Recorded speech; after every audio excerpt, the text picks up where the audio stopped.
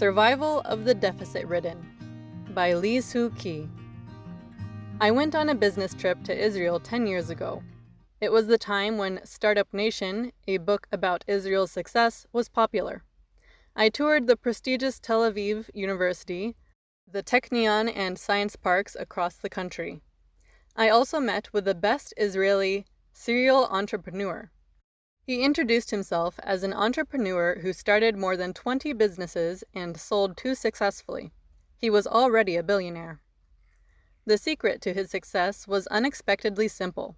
He said he came up with promising ideas and found investors. He also said that it was not his job to turn the idea into a product. As I thought the beginning of starting a business was presenting something functional, he seemed like an unreliable person. I still vividly remember my shock at the time.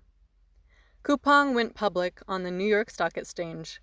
A day after its IPO on March 11th, the stock price went up by 40.7% from its $35 offering price to $49.25. The market capitalization surpassed 100 trillion won, or $87.9 billion, the second largest after Samsung Electronics' 494.3 trillion won.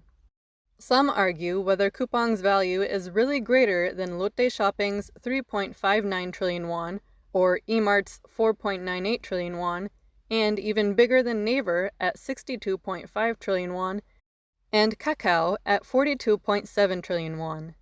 But a company's value is determined by the market. If it is too much, it will go down. If it is doing well, it will grow even bigger. Coupang's IPO clearly tells us that we need to acknowledge the startup and management methods the Israeli entrepreneur advocated 10 years ago. In fact, Coupang has never had a surplus since it was founded in August 2010.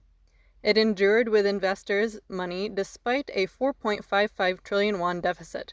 It sold goods and services below reasonable prices to increase the number of customers, and the loss was transferred to the investors. It is a method that existing corporations cannot follow.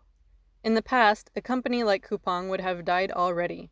But Market Kurly, an online grocery service launched in May 2015, is preparing for an IPO, and more companies are likely to go Coupang's way. Traditional retail giants Lotte Shopping and E-mart are perplexed. It is survival of the fittest despite the deficit.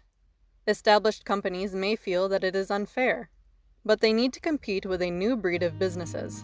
Is it hard to survive today with the mindset of, is it possible to start a business without a complete product?